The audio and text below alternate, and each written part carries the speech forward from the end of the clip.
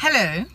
So yesterday I suggested a property Stokvel, and the example that I gave is that if 20 of us came together and we each contributed 2,500 Rand every single month, we would ultimately be collecting 50,000 Rand a month. And if you multiply 50,000 Rand by 13 months, you would ultimately get 650,000 Rand. And yes, there are apartments that are going at 650,000 Rand or even less in South Africa right now, right? So I was saying that we could actually be buying apartments every single year if we actually just came together as people. Now, obviously, because I used the word Stokvel, people are a bit confused there. And people are saying, but what if you are number 20? You have to wait for 20 years for you to be able to get an apartment. Now, I can be snacks and say, first and foremost, that's how long a bond is. But I won't do that because it's not a Stokvel in its truest form.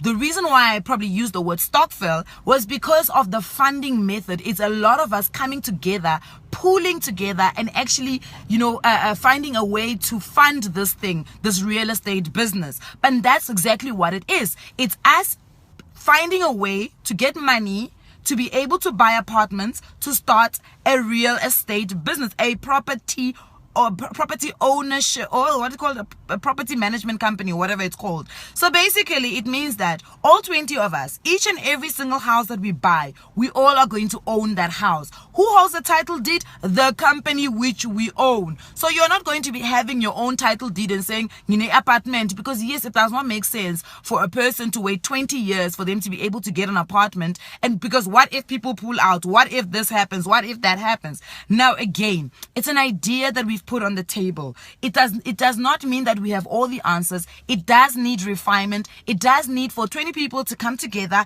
and actually sit down and work out the legalities, work out how it's going to work out the memorandum, work out the quorum. There's a whole lot of stuff that still need to be worked out. The idea is that let's drop the seed in fertile soil and see how best we can refine it and make it work, because this is how we're going to be able to build generational wealth. It's not something that is going to reap you benefits right now, but at the end of the day, some of us, or sadly not me, but a lot of people have children. What are you going to be leaving to your children? Imagine leaving your child a company that already has over 20 properties. A share of a company that has over 20 properties. And by the way, if we actually do the math correctly, which I obviously didn't do, I did math of today. People are saying, but what about the appreciation? What about time value of money? Yes, there's a whole lot of things. But that cannot stop us. Or inflation. That cannot stop us from making projections, guys. We have to make projections in real time right now. And obviously, yes, account for things like inflation, account for things like appreciation. But at the end of the day, we're going to be buying these properties cash. So you also need to keep in mind that there's a rental income that's coming in.